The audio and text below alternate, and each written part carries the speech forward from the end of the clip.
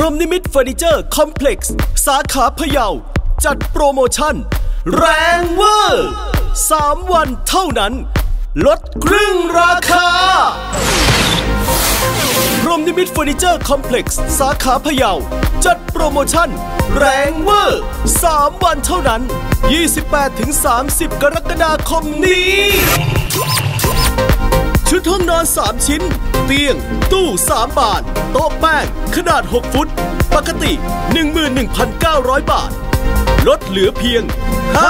5,990 บาท 28-30 กรกฎาคมเวลา 11 นาฬิกาและ 16 นาฬิกาเพียงคุณกดไลค์แฟนเพจพรหมนิมิตเฟอร์นิเจอร์คอมเพล็กซ์ก็รับสิทธิ์แลกซื้อหมอนหนุนพรหมนิมิตจากปกติ 299 บาทลดเหลือเพียง 19 บาทที่นอนสปริงเสริมท็อปหนานุ่มจากปกติ 3,990 บาทลดเหลือเพียง 1,890 บาทโซฟาปรับนอนอย่างดีปกติ 3,990 บาทลดเหลือเพียง 1,990 บาทเท่านั้น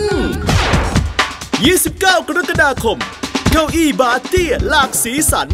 จากปกติ 390 บาทลดเหลือเพียง 189 บาทเตียงเหล็ก 3.5 ฟุตจากปกติ 1,990 บาทลดเหลือเพียง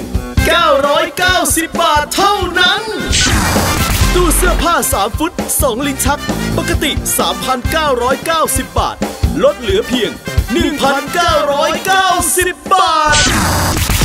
30 กรกฎาคมตู้3 ชั้นโล่งปกติ 399 บาทลดไปเลยเพียง 199 บาทโต๊ะอาหารเมลานิน4 ที่นั่งสุดหรูปกติ 3,990 บาทลดเหลือเพียง 1,990 บาทเท่านั้นโซฟากีตาร์ลายหรูปกติ 7,990 บาทลดเหลือเพียง 3,990 บาทในงานพบกับกองทัพสินค้าเฟอร์นิเจอร์อีกมากมายหลากหลายแบรนด์มาให้คุณได้เลือกได้ช็อปกันอย่างจุใจงานนี้อาหารและเครื่องดื่มฟรีตลอดงานพลาดไม่ได้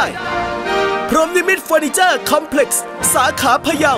จัดโปรโมชั่นแรงเวอร์3 วันเท่านั้นลดครึ่งราคา 28-30 กรกฎาคมนี้ที่พรหมนิมิตเฟอร์นิเจอร์คอมเพล็กซ์สาขาพะเยาติดกับโรงพยาบาลพะเยารามโทร 054 480 937